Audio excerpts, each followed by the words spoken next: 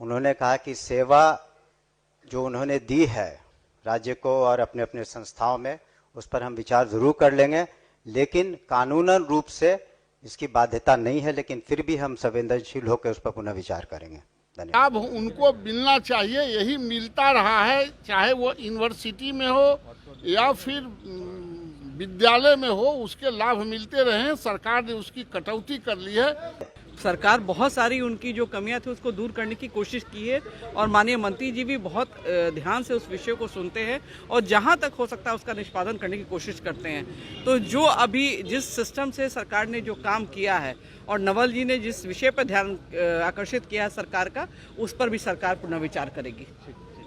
साल पीछे चले गए, क्या सवाल था और मंत्री ने क्या कुछ जवाब दिया? नहीं, सवाल यह था कि आपने आह्वान किया कि हमारे जो पुराने जो नियोजित शिक्षक हैं उनको हम अब राज्यकर्मी का दर्जा देंगे। उसने परीक्षा दिया, राज्यकर्मी का दर्जा दिया, लेकिन जो सेवा निरंतरता है या जो उसके अनुभव का लाभ है, वो कोई 15 साल, कोई 10 साल, कोई 19 साल, कोई 20 साल जब सेवा किया है, तो वो अनुभव का लाभ उनको मिलना चाहिए। यही मिलता रहा है, चाहे वो यूनिवर्सिटी में हो या फिर विद्यालय में हो, उसके लाभ मिलते रहे। सरकार ने उसकी कटौती कर ली है। उसी पर था कि उनको उस अनुभव का लाभ जोड़ा जाए और जूनियर लोगों, नए लोगों से सीनियर लोगों को आप जूनियर बना रहे हैं, ये आत्मसम्मान का बात है। आप निश्चित रूप से अपने परिवर्तन करके कानून में और उनको उनके अनुभव का लाभ दिया जाए। सरकार ने कहा है कि इस पर हम दिसंबर में मीटिंग करके विचार करके इस पर कार्रवाई करेंगे।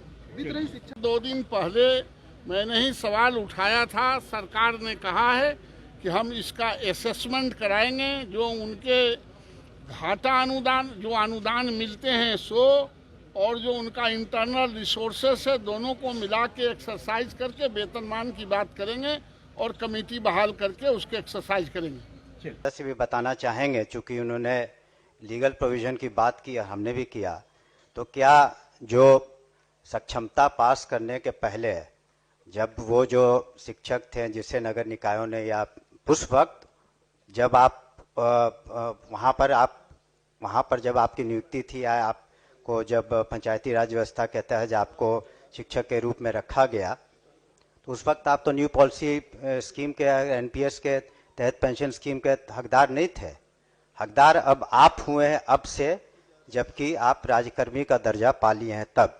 तो इसलिए प्रताड़ना की कहाँ से बात हो रही है? वो तो उनके सुविधा के लिए हम लोग ने सक्षमता परीक्षा की और उसको हम लोगों ने राज्यकर्मी का दर्जा दिया। माननीय मुख्यमंत्री जी ने बिल्कुल उनके तरफ संवेदनशील रुख अपनाया है। जहाँ तक ये प्रश्न है, उन्होंने कहा कि सेवा जो उन्होंने दी है राज्य को और अपने अपने संस्थाओं में, उस पर हम विचार जरूर कर लेंगे, लेकिन कानूनन रूप से इसकी बाध्यता नहीं है, लेकिन फिर भी हम संवेदनशील होकर उस पर पुनः विचार करेंगे। नवल जी हों, संजीव जी हों, सभी शिक्षक की प्रक्रिया से ही हम लोग भी कहीं न कहीं कार्यरत रहते हैं और जो शिक्षक की समस्या है वो हमको सरकार को बताना और जताना भी बहुत आवश्यक होता है। जो उनकी कठिनाइयाँ होती है वो आए दिन आके हम लोगों से मिलकर अपनी बातों को कहते हैं।